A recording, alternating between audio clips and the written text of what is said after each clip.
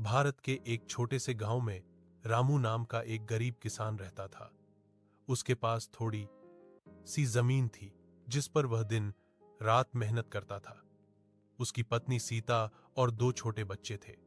परिवार का गुजारा बहुत मुश्किल से होता था, लेकिन रामू हमेशा ईमानदारी और मेहनत में विश्वास रखता था।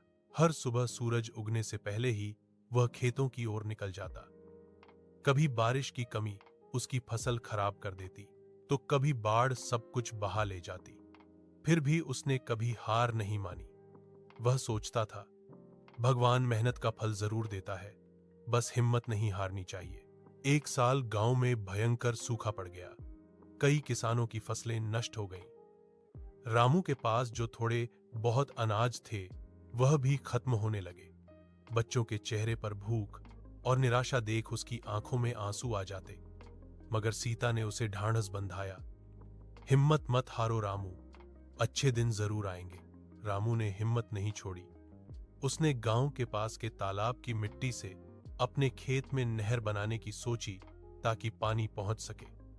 गांव के कुछ लोगों ने उसका मजाक उड़ाया, अरे रामू, तेरे बस की बात नहीं, तू गरीब है, यह सब नहीं कर पाएगा। लेकिन रामू ने उनकी बातों पर ध्यान नहीं दिया। वह दिन रात मिट्टी खोदता रहा। उसके हाथों में छाले पड़ गए, पर उसने रुकना नहीं सीखा। कुछ हफ्तों की कड़ी मेहनत के बाद आखिरकार नहर तैयार हो गई। जब पहली बार तालाब का पानी उसके खेत में पहुंचा तो उसकी आंखों में खुशी के आंसू भर आए।